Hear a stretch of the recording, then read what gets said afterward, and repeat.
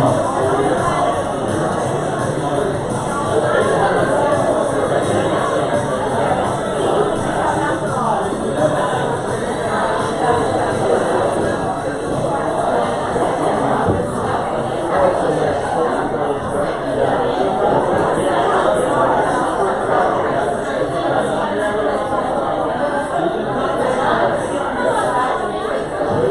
morning, everybody. How are you? Good morning. I messed with the microphone a little bit. Is this too loud? Too good? Okay. You sound good. Indeed, of course. All right, who wants to read this for me? Anybody want to read this? Will loves to read. I just like to read it out. You must never confuse faith.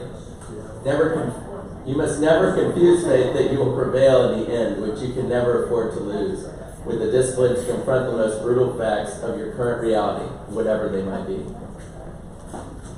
So that seems, it's interesting because this is sort of a slightly negative sounding quote at first. Has anybody ever read Good to Great by Jim Collins? Yeah. All right, so if you read that, you recognize this quote. It was by a guy named Jim Stockdale or James Stockdale. He was in Vietnam. He was a prisoner of war for like 7 years. He was one of the highest-ranking military personnel to be kept prisoner, and so it was kind of a big deal. I mean, he talks a lot about how he stayed sane and kept moving forward. And so a lot of the thoughts are, we face this in real estate, right? You got to stay positive, et cetera, et cetera. But one of the things that he struggled with was watching people around him stay almost too positive. And so in an interview, he said. Somebody asked him, who didn't make it out? He said, oh, that's easy. The optimists. And he said, the optimists, the interviewer said, but I don't understand. Completely confused, given what he'd said about 100 minutes earlier. Well, the optimists, James said, oh, they were the ones who said, quote, we're going to be out by Christmas. And then Christmas would come and Christmas would go. And then they'd say, we're going to be out by Easter. And then Easter would come and Easter would go. And then Thanksgiving. And then it would be Christmas again. And they all died of a broken heart. And there's actually, I did some research, there's a lot of research of this kind of behavior. So I think in the end, it's a head in the sand kind of thing, right? So if you are in a place where your business, this time of year, sometimes people will say the business will slow down. Be realistic. Be aware of what's going on around you. Stay positive, but be aware of what's happening. And look forward to something, but also just, I guess, be aware of where you are today and plan a little bit more long term than just getting through the next week or the next month. Make sense? Yeah. All right, how many days are left in the year? Not many, 56. Got 56 more days. We talked about a quote a couple weeks ago. What have you been afraid of this week, this year, this month? A phone call, a conversation, commitment, an apology. Can you turn that into admiration before Friday? Did anybody do anything like that? This was a few weeks ago. You may not remember. That's good. For those watching on video, like 600 hands went up, so it was incredible. Really incredible. So on that note, what are y'all grateful for today? Hunter, what are you grateful for? I'm going to put you on the spot. So much. I'm grateful I got to see a bunch of old college friends last weekend. So went homecoming at Swanee. So that was really fun. Thankful for lifelong friends. Lifelong friends. I'm thankful that Halloween, it stopped raining on Halloween about lunchtime. I was worried that I turned into a 10-year-old boy and I decorate for weeks beforehand and you drive my wife insane. But I've got lights everywhere and I go bananas. But I was worried that it was all going to get rained out and everything was going to turn soggy. Did you just say shocker? It's true, but I love it. Who else? Who's got some gratitudes? David? I am grateful that daylight savings time is over for just a few months. I am in the minority. I despise daylight savings time. I want a little dusk at cocktail hour. I want to wait until 9 at 8:30 in the evening to start a cocktail. And so I love this. It's dark at 4:30. Yes! Dark at 4:30. Cocktail hour begins early. Yes. It is nice waking up with the sun. Has anybody had trouble waking up the last month with it being dark? But not the last couple. Yeah, Not the last couple of days. Yeah, that's great. That's good. What else?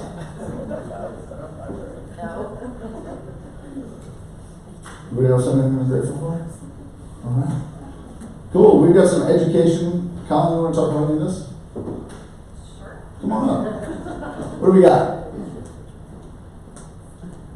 Let's see, we got lots. Oh, and by the way, this is another reminder. If you want your broker opens to show up on the village calendar, which is supposed to sync to everybody's phone, if it's not syncing to your phone, let's make sure that happens. Send them to me or to Rachel at the front desk, and we can get them on there for you. So today, obviously, we've got Inside the Mind of an Inspector today, and then we also have David Doris's broker open. Nikki Reeves has a broker open tomorrow. We've got Franklin sales meeting as well as the Ninja webinar. And then Coffee Talk with Hunter Connolly and Molly Noreen. That's this Wednesday. Thursday, sorry. Get your tears ready. And then next week, we've got sales meeting again. We've got radon. So we've got back-to-back external people coming in to talk to us. This week inspections, next week radon. As I've told some of you, that's going to be a bigger issue next year for inspections and disclosures of radon, so you want to come to that and pay attention. Collaborative, Pro Bowl, and then Transaction Desk, this is external and at Tennessee Realtors. Why is that a bigger issue next year? They are wanting to force people, well not force people, but they are wanting to have us ideally get an inspection form, because radon is becoming more and more prevalent as we have more people moving in here from out of state who don't understand about radon and they freak out about it. It's just becoming a bigger issue than people who grew up here and always knew it was here. Has anybody had a deal fall through this year because of radon? 1, 2, 3, 4. Okay, so it happens. 5, some other one. So inspections are obviously the most. And I know we all, if you've been in the business for a little bit, you know kind of how inspections go, but that is the biggest, most delicate contingency we have. I don't like long, if I get an offer on a listing, I don't like long inspection timelines because I feel like there's always a really high risk that something will go wrong. That's when buyer's remorse sets in. So the inspector that's coming today is just going to talk to you about, and this is after the sales meeting, but he'll teach a class on kind of how they approach things, and I think it's good insight. Mary Brooke Bonnie sent me this. I thought that was kind of fun. Stella says, I want to show pictures of lots of natural lights.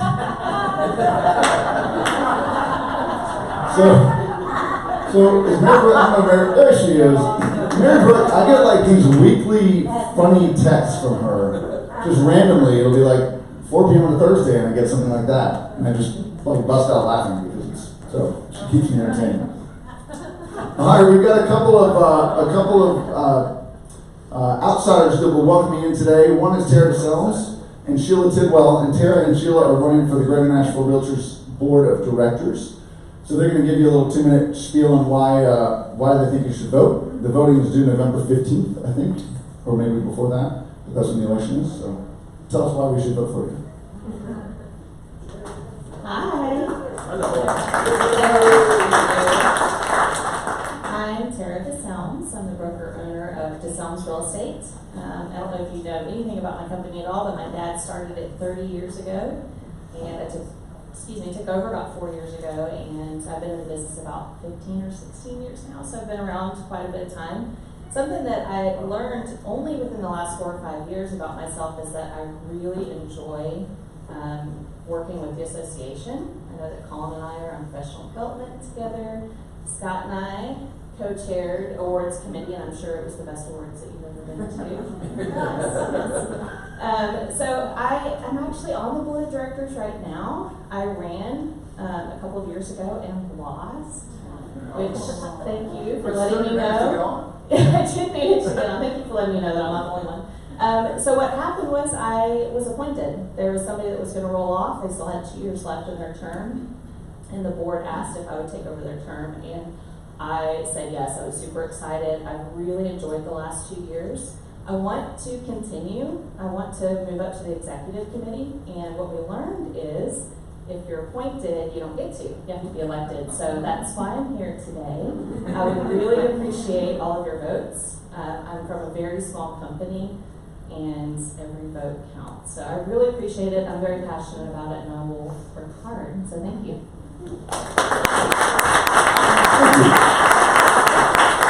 2 never know Tara, if you've ever done a deal with her, she's a joy to do a deal with, so that's great. And then Sheila, you here? So she accidentally went to WeHo. Sheila went to a different office, so she might be on her way over. She's on her way here. Great, so we'll bring her in a minute, but, to go to vote, you just go to greaternationalrealtrip.org. I think gnar.org still works as well, if you want to shorten it. But you just click on election page and it'll tell you exactly how to do it. It takes about 30 seconds to vote, it's pretty fast. You can vote for, I think, up to, You don't have to. you get awards, you get awards credit for voting. Every time you vote, you get a point. So if you can vote multiple times, it works. Fake news. Fake news. All right, so Connolly Corner. Hunter, what do you got? All right, Hunter, great job. Embarrassing. Looks like I'm on 1950. It wasn't that long ago. All right. I saw this. I snapped a picture. This was hanging on a friend's wall this weekend, and it says, contractor humor. On the 132nd day, much of creation was uncompleted. There was no sign of him. He had not returned a phone call in weeks. The God of Genesis had hired a contractor.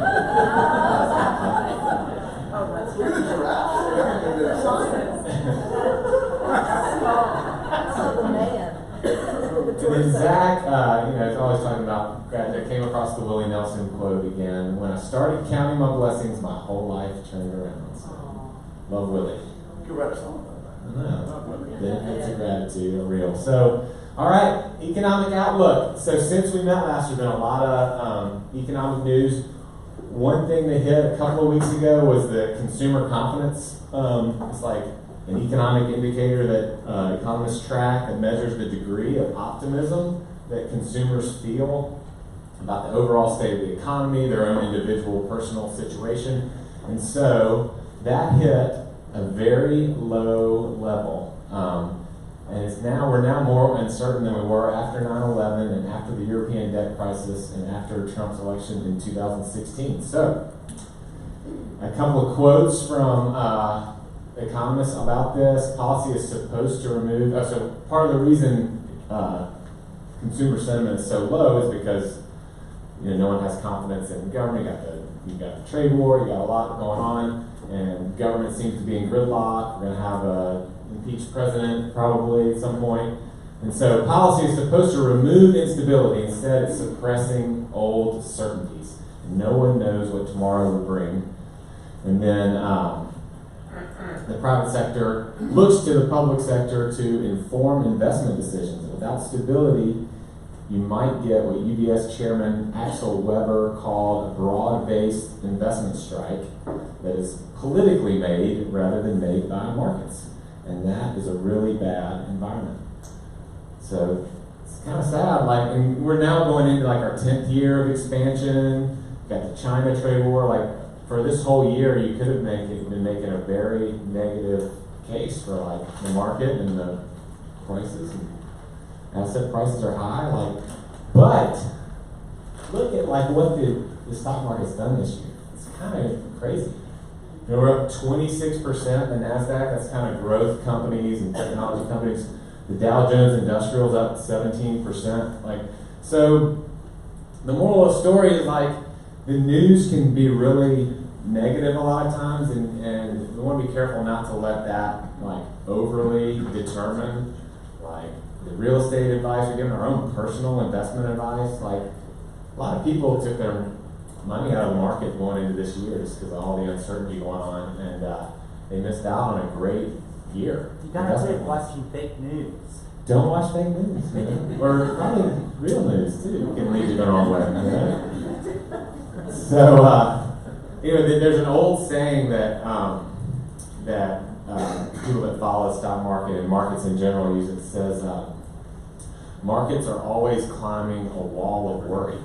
So there's all this negative stuff going out there and here, and the market just kind of keeps ticking up. And so it's a good thing to remember, Since the expansion started, 2009 the market was up 18%, 2013 it was up 26%, 2017 was up 25%. Just this year so far is up 17%. So, you know, taking a long-term view, buy and hold, just thought that was a good reminder in light of the bad news out there, including our, we're on like a fiscal year, I think third quarter, so we got the results and we have the largest budget deficit, nearing $1 trillion. And so it's another news the market's kind of shrugged off a little bit. So on the revenue side, we had $3.5 trillion. That's how much money that we have coming in from taxes and everything else. 3.5 trillion. And we had customs increase like 70%, and that's because of the trade war, the tariffs. And then corporate tax rates went up 12%. So our revenue grew 4% year over year, which is pretty good. This is like on really big numbers. So that's a lot of growth. But the problem is our expenses grew 8.2%. So if you look at, I thought it was kind of interesting, like just to like where does our federal government spend money? Like we had $100, $28 is going to healthcare, $16 is going to national defense, Social Security's, a quarter of every dollar, and then everything else is kind of chopped up. I think this remainder part, I was trying to figure out. I think that's like mainly interest on the debt that we already have. So that's where if you have deficits continuing, you're going to build up more debt, and so that number is not helpful. Interestingly, so our neighbor, Canada has they have free healthcare, and they have tax rates kind of in our same level. The difference is they don't spend as much on defense, so we're kind of like everybody's, defense. They spend about $25 billion or so on defense, and we spend like $650 billion. So it's kind of crazy how much money is going to that. They spend about 1.2% of their GDP on it, and we're over 4% of our GDP. So anyway, it's kind of thought that was interesting. Moving on, California. Anybody know what this represents? You would think it could be, but it's actually it's actually power outages, like rolling power outages in California, which is kind of crazy. Like to have your power just go out for long periods of time, and so there's a utility called PG&E, and that's who provides all the power. You've probably heard about it. They're going through a huge bankruptcy because they're just like this huge mismanaged public utility that, when things like wildfires happen that are caused by their electrical lines, they get blamed, they have to pay large lawsuits. They've had a gas, something in the Bay Area blew up a couple of years ago, so they've had a lot of problems, and they're currently in bankruptcy. But I just thought it was interesting that in such a progressive and good area like California, we've got power outages, and this guy's like, it's hard to overstate the impact of a massive rolling blackout affecting 2.5 million people. I was reading an article, and it said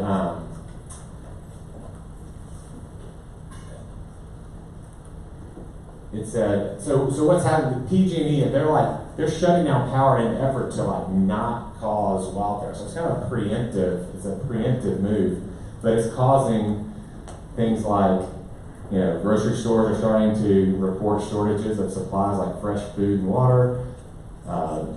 Mothers are scrambling to, this article said, mothers are scrambling to save their breast milk and feed their kids. And then thirdly, it says, wine shops are looking for ways to chill their inventory. Food supply, baby milk, and then Chardonnay, not chilled to the right temperature. So bad things are happening in California. including like this affordable housing crisis we're having everywhere. So, like, what does this list have in common? Like 5 of the cities are in California. And so I thought it was interesting. Another thing that's come out this week that kind of ties into what we do is has to do with impact fees on development. And so a couple of headlines from the last couple of weeks regarding the California housing crisis. Development fees are often unpredictable and they stifle construction. One reason housing is so expensive in California is that developers get charged high impact fees.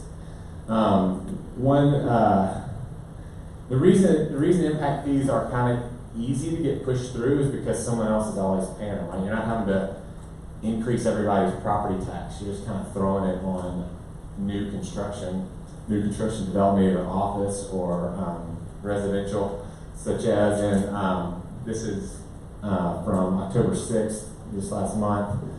San Francisco increased their impact fees for office 143%. It's kind of like, just pass it through, you know, but what happens when that happens? You know, prices go up and supply goes down at some point. Thought this is kind of interesting. So this is on the residential side, and these are cities in California: LA, Sacramento, Oakland, Irving, Fremont. This is fees on a multi-family unit, so I guess it's a lot of units, and these are fees on single-family homes.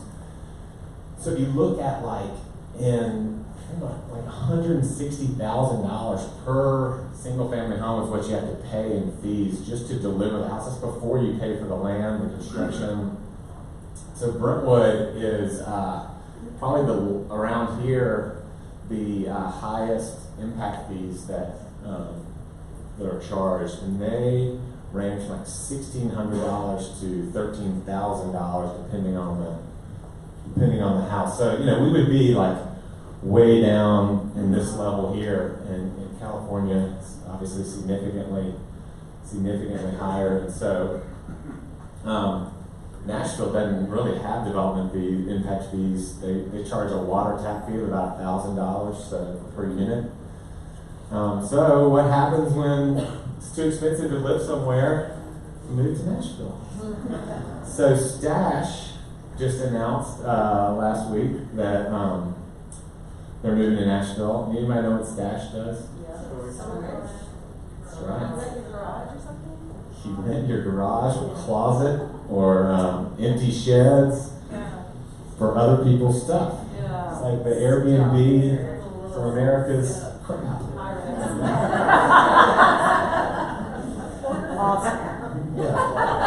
But they are moving to Nashville, so we love them. Moving their headquarters.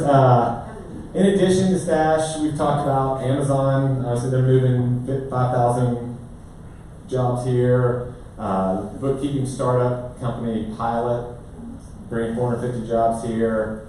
Lyft just opened an office. Postmates.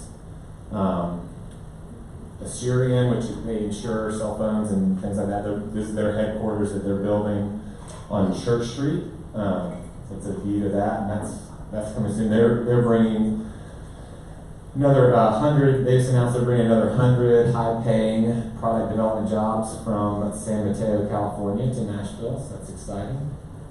And then also, kind of on the real estate front, Nashville is leading the nation in hotel growth. So we are building another 3,000 hotel rooms this year. Majority open downtown. The average rate, anybody know the average rate of a hotel? $223, which is higher than Boston, San Francisco, New York, or Austin. Crazy. So, and then also on the development front, who knows who that is? Tony G. Tony Garantano. You know how I like to find a bunch of different pictures and bad pictures. You cannot find a bad picture. Guys Gamblers would never allow that. I mean, it's even No Shave November. He's looking good. That's him in front of Signature Tower. I like that one. Just never. This is him with some dad jeans in front of the. But love Tony. He's done. He's kind of one of those big, known as kind of like the, guy that builds the high rises in Nashville. So he is. He is under contract to buy a 0.31 acre property that is right across the street from the downtown Y, where he wants to build this kind of cubist kind of thing, which is pretty like.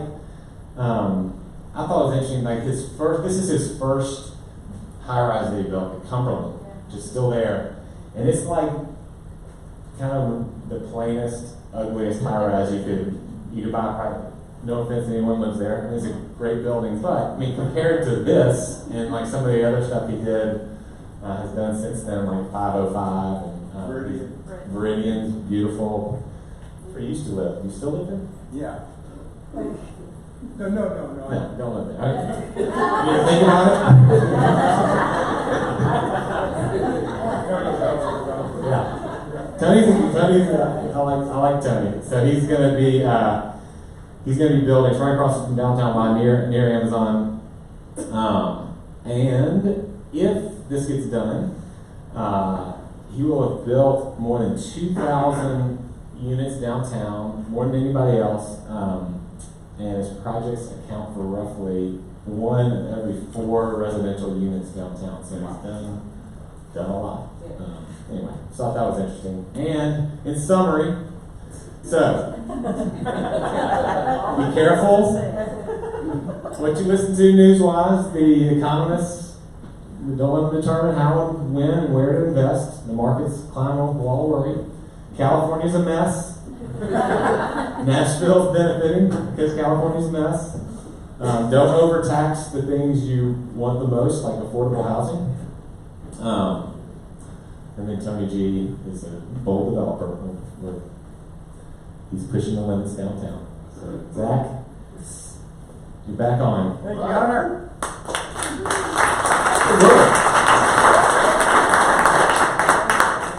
So, all right, so real quick, so Sheila's here. Sheila, you want to come up and give a little overview of what you're doing? Welcome. I appreciate it. Good morning, everybody. Sorry I was late this morning. I ended up over at the Martin Street location. Beautiful office. I just want to say thanks to Lee and Zach and Colin for having me here today. My name is Sheila Tibble. I am with Exit Realty East Nashville. A little bit about me. I'm married. My wife and I have been together for 33 and a half years. We have a dog named Enzo. Her mother lives with us, and I guess we're just a regular family. So I got started in real estate in 2009 as a real estate investor. Not at Tony G's level, but very small. And I got my license in 2009. And my broker's license in 2014 when we opened our office. I'm very passionate about the city because I'm from here. I was born here. I grew up on Electric Avenue and went to Laughlin and Warner and Kirkpatrick and those schools over there. Nashville has changed a whole lot, and with our help, we bring so much to the table. We help the city. We help our residents move and thrive. And we do make a change, make an effort to help with change. I want to work with the board. There's a great board that we have already. I want to be a part of that, help move us into this next new decade. There's challenges there, none that we can't overcome. This board that we currently have is, again, fantastic. But we all hear about the red companies and the purple companies and all of those things. And NAR just released the statistics that 90% of all sales still go through real estate agents. We still have a wonderful profession, and I want to be part of that and I want to represent you. So if you get a chance to vote, I would really appreciate it.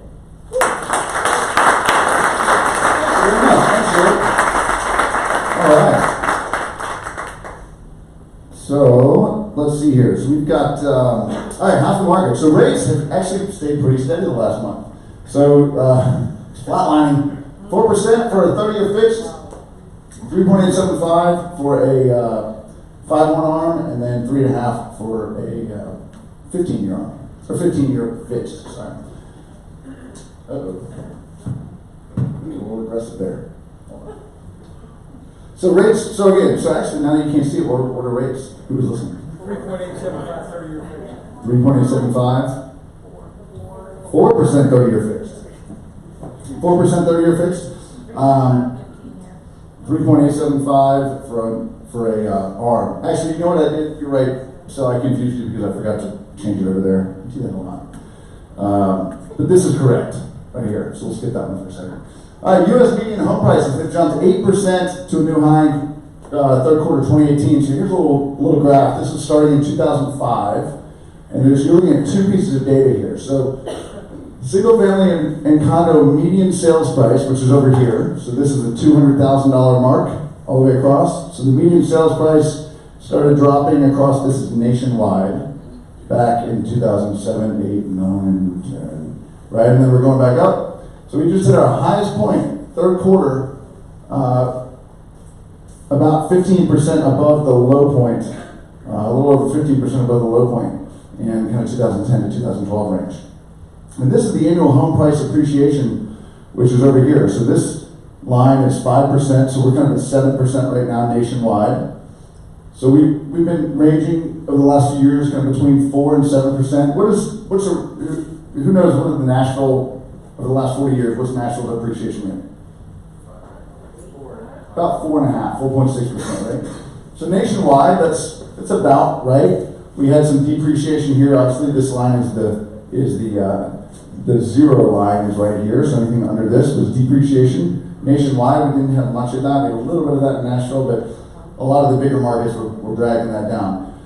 The highest appreciation rate nationwide was in 2013 when it was about 12%. So we slowed down from that. But a few trends that have been happening. One, home prices increased. This is for August or third quarter. I'm sorry. Home prices increased in 95% of local markets. So in MSAs, 95% of the MSAs, home prices increased. Probably logical, but that's just, we get focused on our local market. So nationwide, the percentage of distressed sales have dropped to a 13-year low. Homeowners who sold in third quarter of 2019 earned a median profit that ticked up to a post-recession high of 34.5% higher, equating to over $68,000. So it's real money. Just a reminder that homeownership matters, and people who bought something in the recession, at the bottom, the bottom of the recession, on average, have earned about $68,000 in appreciation.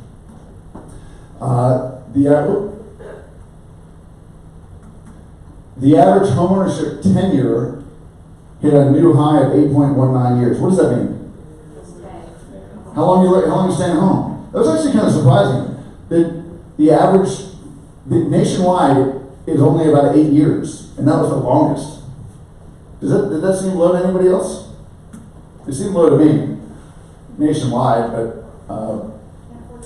can't afford to move. Yeah, so that's probably one thing. Can't afford to move. Maybe there's low inventory. I don't want to buy. It's the chicken and egg concept, right? I don't want to sell because what if I can't buy? But my house is worth a lot, but when I'm buying something else, it's high. So this is starting in the first quarter of 2000.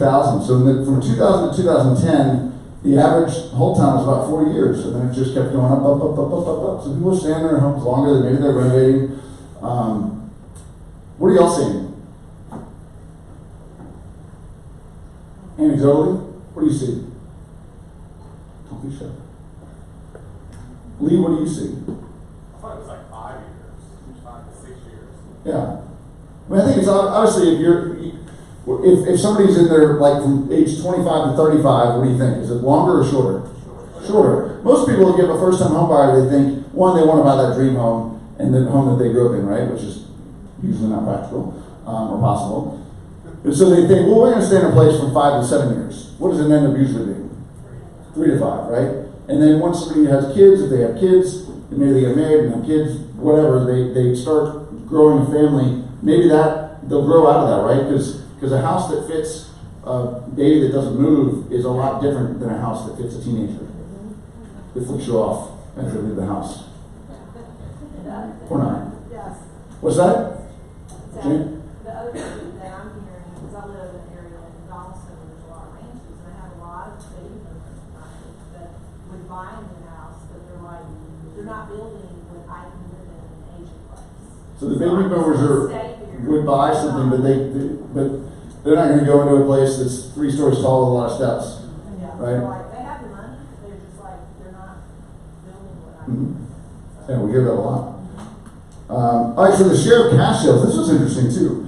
The share of cash sales drops to a 12-year low. Why is that?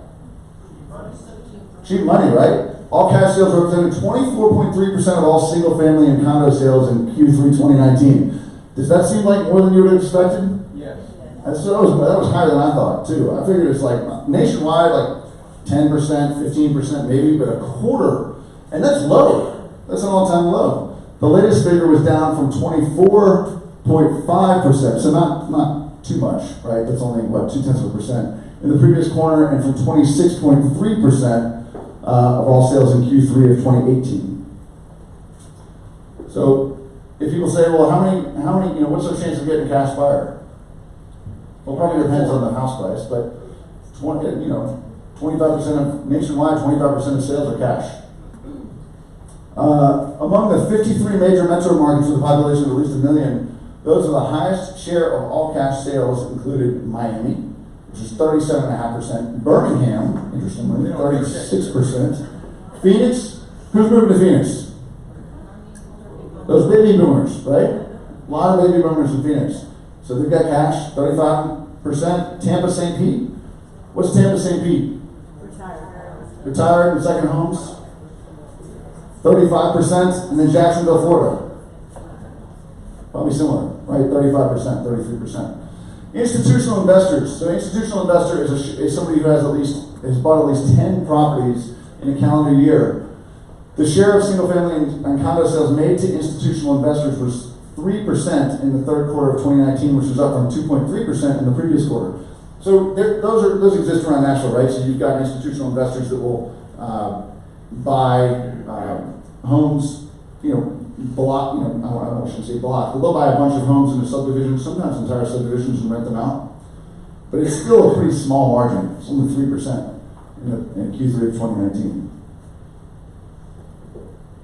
And among the metro areas with a population of at least 1 million, at least 50 institutional investor sales, those with the highest share of institutional investor sales in Q3 were Atlanta with 10%, that's a lot, Raleigh, North Carolina, 9.6%, Charlotte, North Carolina, 9.2%, Memphis at 9%, and Phoenix. What does that make you think? More affordable housing markets, right? If you ever looked at Memphis real estate prices compared to Nashville, you can get some nice places for not a whole lot compared to Nashville. So a lot more affordable. So these guys are probably buying to do what? Buying to hold and rent, right? So they're taking advantage of affordable housing prices. Raleigh, that's what? The Research Triangle, Raleigh, Durham, Chapel Hill. FHA buyers. Their shares have risen to the highest point since 2017. Who's done an FHA deal this year? A handful of people. We don't see a ton of them in Nashville. I feel like it's not a huge market for it. But sales to FHA buyer, which is typically first-time home buyers or other buyers with a low down payment, represent 12.1% of all U.S. single-family and condo sales in Q3 2019, which is up from 11.7% of all sales in the previous quarter, and 10.4% in Q3 of 2018. So quarter over quarter, it's up almost 2%. That's a lot. So I don't know if that's, what does that make you think? People are borrowing more money, right? FHA buyers, so they're getting a little bit, there's not, if you have a 20% down payment and your house price, something happens and your house price goes down, you've got some cushion. If a 3.5% down payment and your house price goes down 5%, you need to sell, what happens? Right? So that's not anything alarming, but it's not 100% loan, which that was still good. So same thing among metro areas with a population of at least 1 million. The highest share of FHA buyers were Riverside, California, 20%. San Antonio with 20%, Houston, Texas with 19%, Dallas, Texas with 18%, and Indianapolis with 18%. Thought that was kind of interesting that 3 of those were in Texas. What do you think that accounts for? I would probably say a migrant population that's getting into home ownership. I mean, if I was guessing, right? probably first time buyers, maybe first time in their family ever to own a home. And this is what they can do, and they're trying it out, and they've got 3.5%, and they're putting it down. So I think that's kind of cool. Do you know what percentage of sales in the Nashville area are FHA? I do not. Connie, you have any idea? No? I can't imagine it being very high though. You wouldn't think it would be very high? No, we don't do a ton, especially conventionally, you put 3% down. Mhm. So we do a more conventional than FHA. Yeah. So more conventional than FHA. This is a map. There's a link to this, and I'll send it out afterwards, but you can hover over this stuff. So the green, the size of the circle means the average median price. So the bigger the circle, like the big circle, the average median price is over $1 million. The little bitty circle, the average price is like 100,000, everything in between. So the green is good, blue is down, right? So the dark green is home price appreciation up about 20%. The dark blue is down 10%. And the little blue is like 5%. The median green is kind of 0, right? So if you look at some properties in California are down about 10%, 5 to 10% for August. August this year versus August last year. A little bit in New York, some stuff in Florida, a little bit of stuff in the Gulf Coast, which is kind of interesting. And then you've got Nashville's doing pretty well. Nashville's one of the darker greens up here. What's the purple? Is that? The purple, what is that? Would that be considered purple? This is the little map. So that says negative 10%, and this says plus 20%. So this is your 0 mark here.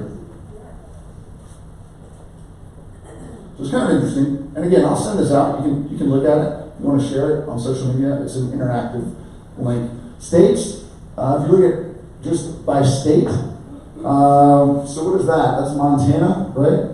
Montana's up about 1.5%. Tennessee's up 10.8% as a state. This is month over month, or month 2019 versus August 2018. California is about even. Average home price in California is $500,000. Average home price in Tennessee is $180,000. Wow. Kansas. Why is Kansas down 15%? That's weird. Isn't that Kansas? My geography right? Kansas, Nebraska. I got nervous when they weren't labeled. Why is Mississippi? Mississippi I think this just didn't show up. I think I had to zoom in or something. South Dakota, nothing. South Dakota. Sorry, South Dakota. You're just blanked out. Is South Dakota really a state? No, it's not. Fargo. All right, so tools. So Lolo. Who signed up for Lolo? Anybody signed up for Lolo? I've been kind of quiet about Lolo because we've been trying to tie it into Boomtown, and we're waiting on Boomtown. It's kind of annoyed me, but you can still upload a custom list if you want. So Lolo will give you. There was an initial email that went out back in September. That let you sign up. You can go to lolo.gift. Or gifts, like instead of .com, it's lolo.gifts. And if you just use your villagetn.com email address and click forgot password, and it'll send it to you if you want to log in. And then this is what it looks like, and you can sign up, create a password, and then it's $1.10 per month if you want to have an annual membership, and then you can, with at least 25 people. All you have to do is just upload a list, and then you're going to get wherever they are, so you can do all Nashville people or all Franklin or Williamson County. I think there might be Franklin and Brentwood. There's various other counties around. So It'll decide for you. You don't have to it'll decide for you. Just grab the zip code. It can grab the zip code on the yes, more or less. But yes, there are instructions to on how to do it. But I would encourage everybody to do that. And then as soon as we have it tied to Boomtown, we can sync that up. I don't know anything about that. Yeah. So what is Lolo? Why should they do that? Why should you do Lolo? So here, I'll give you Lolo, a 30 local second- supporting locals, brings you a new way to stay in flow with your clients while supporting your local community. We created the Local Gift of the Month campaign, which sends your clients a different gift each month at a locally owned business in your city. The gifts are delivered to your clients via email and text message. Clients simply redeem the gifts on their smartphone at the local vendors. Lolo gifts are no strings attached offers, not coupons or discounts, making them feel more valuable and relevant. Each gift is sent from your email address with your personal message and profile picture. You can see the campaign stats for each gift because Lolo is a digital program. We look forward to helping you make your client's day. She was very enthusiastic. Did you use it? Yes, I've used it. So it's easy. The whole idea of this is, in my opinion, marketing and technology is the whole concept is to be able to save you time, create better engagement with your clients, so that you can have more face-to-face and better interaction. So you're not stuck trying to figure out how to build the perfect newsletter or what to, put on your next postcard, right? So this just happens. It's a set it and forget it. And so you sign up, you upload a list, and if you want to upload your top 25 people or your entire database, doesn't matter how you want to do it, and it will send them a gift, and it's an actual gift. It's not a coupon. It's not a buy one get one free. It's a gift. And so the way it works is that everybody pays $1.10 per email or text that goes out, right? So per person that gets that gift, and then I have 25 people. I'm gonna $25 basically. yeah, so it's like $25, $26, whatever that is, and then the redemption rate of that is probably going to be somewhere between 5% and 15%. But everyone's going to receive it, and you're going to be able to talk to them and say, "Hey, did you get the gift?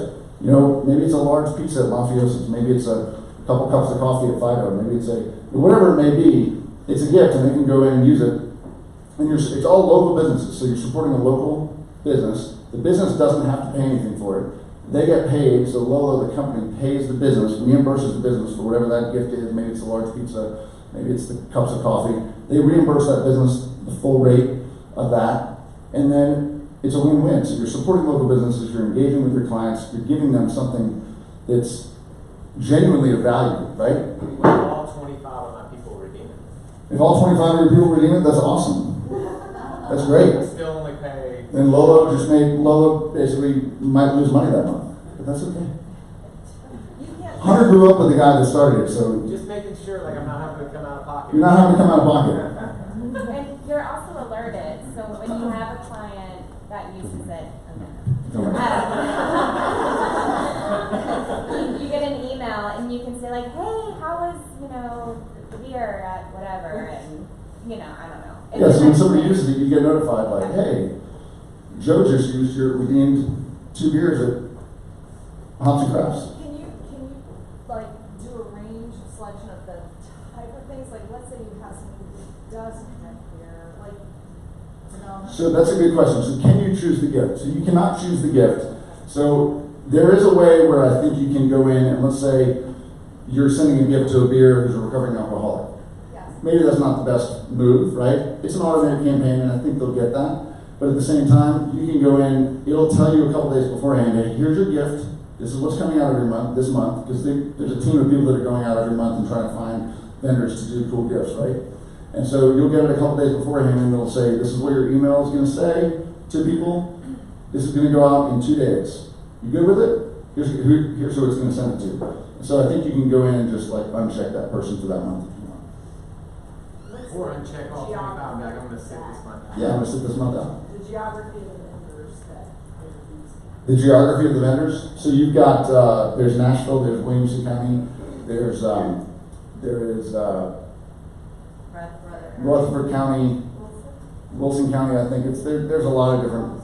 I don't have that all on the top of my head, but you'll have people from just about everywhere. And there is even an option, and it'll take a little extra step, but if you've got somebody in another market that Lolo services, they're in North Carolina, for instance, in Raleigh. If you want to service somebody in Raleigh and send them to the Raleigh Steak and Shake, I don't know, whatever.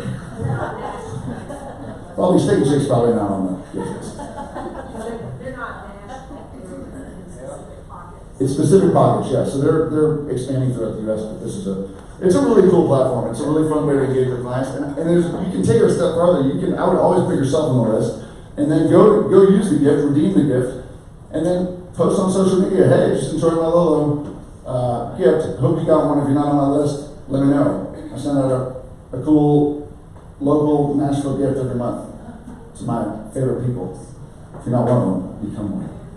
Right? Does that make sense? Cool. All right, so the web address is lolo, LOLO.gifts, GIFTS. So this is an example of what your client would get. So Zach, here's a gift for you. Year-round flight at Black Avenue Brewing Company. So I can view my gift, and I can view it and redeem it. All right, real quick. So kind of wrapping up here, I sent a couple emails out about coaching groups. So I want to send this one video one more time about what 4DX is. We've got a ton of y'all responded, and I'm super excited. We've been rolling out. I think we're on week 3 or 4 with our initial group. I see Lee and Millie, y'all are in it. How you liking it? I like it. You like it? It's good. Witt's in it too. So it's a good thing. So just watch this video real quick, and you may have seen it before, but take a quick look at what this is all about.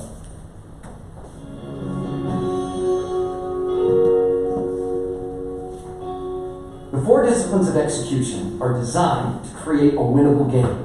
They give you the power to execute your most important goals in the face of competing priorities and distractions. The disciplines are powerful yet simple. They are not, however, simplistic. They can be tricky to apply and sustain because they require us to work differently than we normally do. Discipline 1 is focus on the wildly important.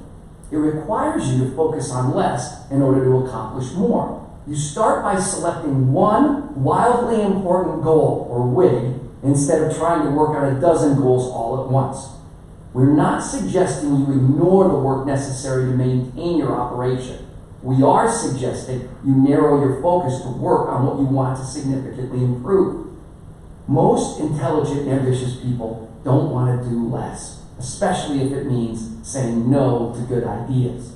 They're wired to do more, but there are always more good ideas than there is capacity to execute.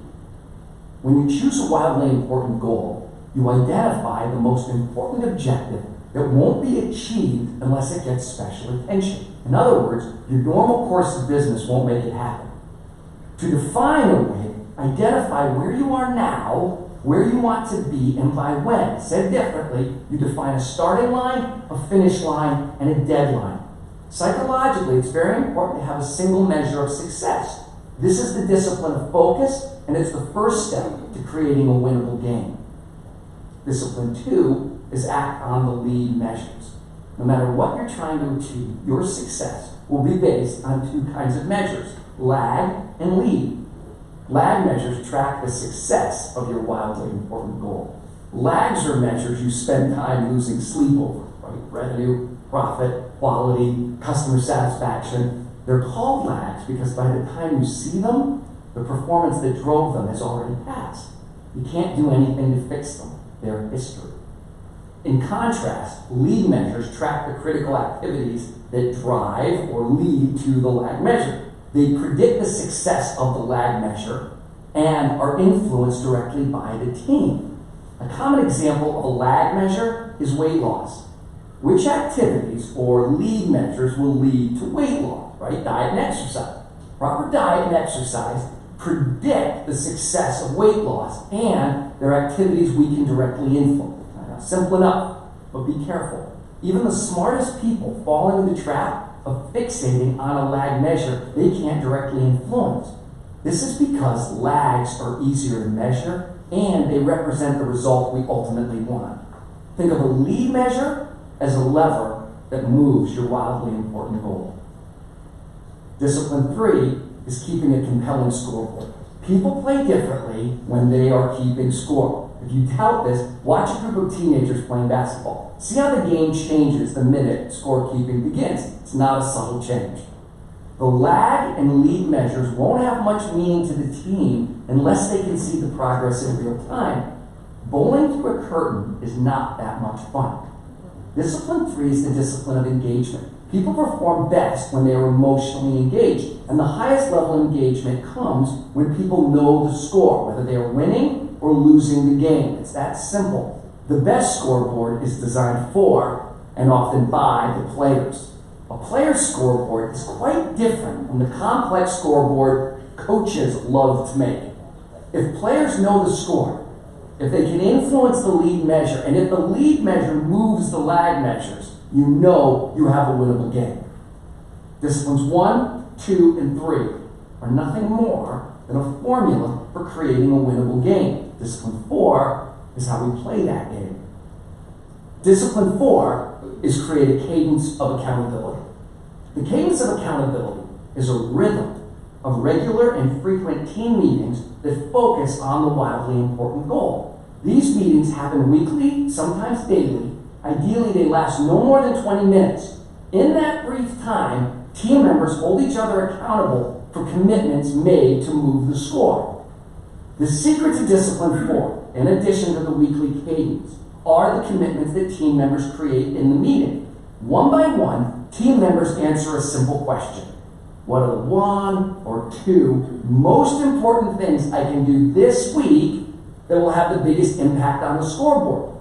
In the meeting, each team member reports first if they met last week's commitments, second, if the commitments move the lead and lag measure on the scoreboard, and finally, which commitments they will make for the upcoming week. People are more likely to commit to their own ideas than to orders from above. And when individuals commit to their fellow team members, not only to the boss, the commitment goes beyond professional job performance to become a personal promise. When the team sees they are having a direct impact on the wildly important goal, they know they are winning. And nothing drives morale and engagement more than winning. All right, so that's so this is a program that I've used for the last few years, and I've watched it have a lot of success. So I'd love to have as many of you that want to be a part of it, be a part of it. If you want to do that, just email me. You can reply to the email I sent out yesterday, or just send me an email or text, and I'll add you to the list. We're going to make several small groups. We've got groups really no more than 7 people or more. The commitment is basically 1 meeting a week, and it might be a phone call. You might be able to call in. If, you don't have to meet in person. I think ideally it's good to meet at least once a month in person, but 20 minutes. And the first time we'll meet is the time that we'll kind of go through whatever your goal you want your goal to be, and then we'll go through the process in a little more detail and pick those lead measures. And then we can start practicing. It'll take a couple weeks to get the rhythm of it in, but it's a really, really fantastic way to one, get to know your team, your fellow agents in a little bit more of an intimate way. And then challenge each other and challenge yourself. And again, this is something that you're choosing your goals, you're choosing your lead measures, so it's not something that you're subscribing to that I'm telling you got to do this, or Hunter's saying you ought to do this. It's your choice, and we're just all helping you get there. So is that interesting? Who just a quick show of hands? Who's asking to be a part of it and who might want to be a part of it? Awesome. I was wondering, when does it start? So we're going to start them. I'm going to start getting the groups together. I've gotten a bunch of names, and so I'm going to start divvying them up a little bit with a couple other brokers' help, just to make sure we got a good group that works well together, and then we'll just start in the next few weeks. Yeah, we'll figure out a time of the week that works for everybody. Question? So each team it'll all be a little small team, so probably no more than 7 people each. So I've done it before in a corporate group and a group of 8 people, but we all have the same goal. Is that so? Are we going to meet as a group and decide what? So we'll meet as a group, and then we'll decide what your goal you might want to have as your goal. So your goal, and it might be something where you get in a group and you realize that's not really the right group for you, and so we can put you in a different group. But the goal is usually going to be something that's trackable and something that is measurable in terms of either increase in the number of sales, increase in volume. Maybe you want to have a listing goal, right? So you want to increase your listings that you have over the next 4 to 6 months. It's probably really 6 months is about the maximum to do it. Kind of the 4 to 5 month time frame is really a good timeline for having these. But yeah, so we'll pick. The one thing that's a little bit different without getting into the weeds is the lead measures in most teams are joint, but with individual agents kind of combining as a team, we'll have some individual lead measures just to pick the things that work best for you. But anyway, we'll have more info on that. So Barbara, real quick, are you still here? No. No? Yes. I tell you what, Barbara, can I push you to next week? Because we're running a little behind. Yeah, I gotta go. You got a what? I gotta go look at my account. Okay, well, is that cool? We're just running a little bit over, and I want to make sure I give you enough time. That's good. Is that okay? So we're going to find out a lot of cool stuff about Barbara. So, Hunter, you want to wrap this up? Barbara's the best part of the meeting. Sorry. Next week, you'll have to come back. Alright, so what have we been working on real quick? A few things have happened in the last couple of weeks. One, we kind of done a reorg of Village Assist. So, a couple things. We added Kelly Paley back to the team to add more marketing and transaction support. We also, we had a role that Chris Springsteen was doing for us kind of on the technology side. It was supposed to be more of the Genius Bar. We've kind of decided to invest more in the transaction and marketing side. Kelly and Jeremy Batson will be taking over the technology role. So if you got a technology issue, we still have plenty of coverage for that. And then we're also going to move Village Assist in the coming weeks, kind of out into the broker area and kind of that open space for a few reasons. One, we're getting tight on individual offices, so we can have a couple more offices downstairs, which will be nice. But also, like, we got feedback from a lot of you that it was kind of weird to go into the Village Assist area. Like, you go in and like you're not sure if you go to talk to Chris, check in there, or you go around the corner and they're all kind of on their computers doing work like they should be, but it's just like you don't know exactly who to talk to. In the same way, you come around the broker area and it's like we're going into Colin's office or Zach's office. There's kind of not exactly sure where to go. So we thought let's put Village Assist kind of in the middle, free up the office. Kelly will kind of be the first face that you see, so you can just kind of check in, like, hey, I need to see, I'd like to see so-and-so, or you know exactly where you're going to go, you don't have to check in, but we just kind of want to make sure that it's a friendly experience for you guys, that you're getting the service that you need, you're getting directed where you need to go, and it's not an awkward kind of process. So that'll be happening in the next couple weeks. And then also, you probably heard from my announcement that WeHo office is Mark Deutschman was the owner of that. He wanted to sell it. We weren't in a position to buy it. Like, we have bought this office and the East Nashville office, and so he wanted to sell that to his wife's business. Sherry's got a consulting practice that helps women entrepreneurs and women CEOs. So it's an exciting time for them to launch that, and it'll be a great office for her to work from. So we're sad to lose the WeHo office, but we're excited. We're going to make the best of it. We're going to get more Lee here. So Lee's role stays on the broker side. We need more broker help in the 21st office, where we have about 200 of our 300 agents. So Colin and Lee will be, and Zach will all be available to help if you got issues.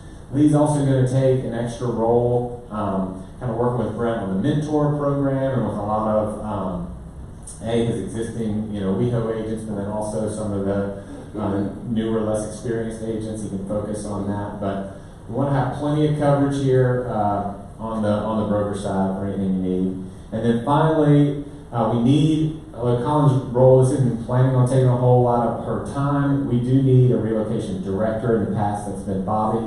We've transferred that role to Colin, so we do want to have that, and we want to foster more relocation business that we can send out to you guys. So that is it.